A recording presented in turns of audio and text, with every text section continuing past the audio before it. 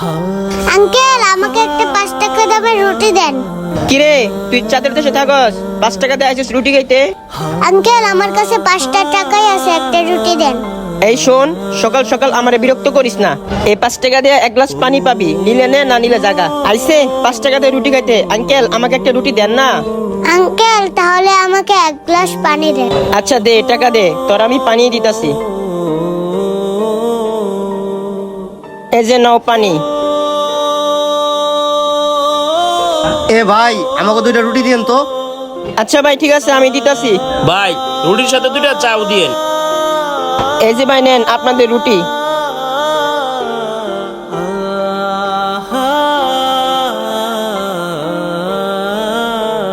মেয়েটার মনে অনেক ক্ষুধা লাগছে, কি যে করি। না, রুটিটা খাওয়া যাবে না, যেভাবে হোক মেয়েটাকে দিতে হবে।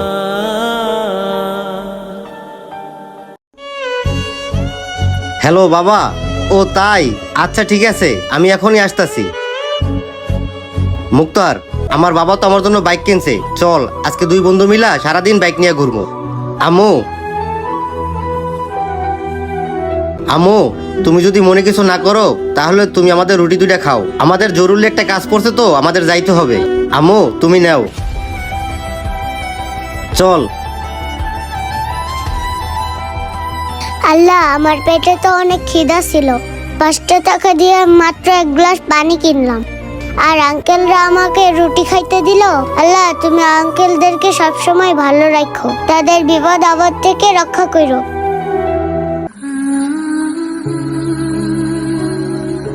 বন্ধু তাইলে একটা কাজ কর, তুই বাসায় যা।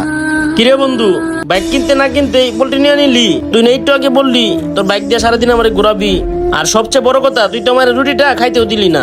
এখন দেখতেছি বাইকটা হাতে পাওয়ার আগে আমার সাথে তুই পোল্ট্রি নিয়ে নিলি।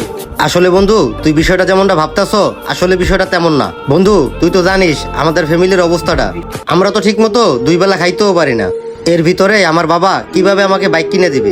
আচ্ছা তুই যে দোকানে বললি তোর বাবা তোর জন্য বাইক কিনছে, দোকানে যে কিসের জন্য মিথ্যে কথা বলছিলাম তাহলে শোন।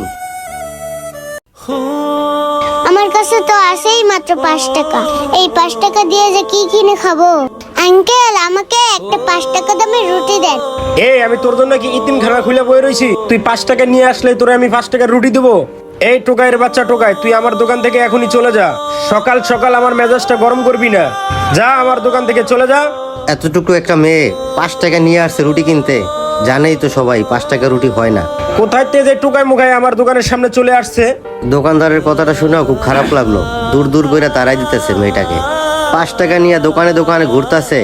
আচ্ছা একটা কাজ করি, ওর পিছনে পিছনে যাই, যাইয়া দেখি যে 5 টাকা দিয়ে কি করে। আল্লাহ আমার কাছে 5 টাকা আছে, তার বিনিময়ে আমাকে একটা রুটিও দিল না। আমার কাছে যদি আর 5 টাকা থাকতো তাহলে আমি 10 টাকা দিয়ে একটা রুটি কিনে খাইতে পারতাম। বন্ধু তুই এখন বুঝতে পারছিস? বন্ধু তুই আমার মাফ করে দিস রে, তোর সাথে মিথ্যে কথা বলার জন্য।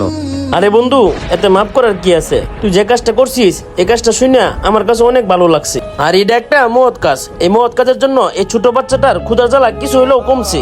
তবে বন্ধু আমার মনের মধ্যে একটা কথা গুরুপাক খাচ্ছে, আর এই রুটিটা এভাবে না দিয়া তুই সরাসরি দিতে পারতি। আরে বন্ধু সরাসরি দিতে চাই না কেন জানতে চাস? হয়তো মেয়েটা লজ্জা শরমে নিত না, সেই জন্য আমি তাকে এইভাবে দিলাম। ঠিক আছে বন্ধু, চল আমরা নদী বন্দর থেকে ঘুরে আসি। আসসালামু আলাইকুম বন্ধুরা, আমাদের সমাজে এমনও কিছু টোকাইরা আছে তারা তাদের সামর্থ্যের ভিতর নিজেরা কিছু কিনে খেতে চায়, অন্যের কোনো সাহায্যের আশা করে না। চলুন বন্ধুরা আমরা সবাই মিলে তাদের পাশে গিয়ে দাঁড়াই। সম্পূর্ণ ভিডিওটি দেখার জন্য আপনাদেরকে অসংখ্য ধন্যবাদ।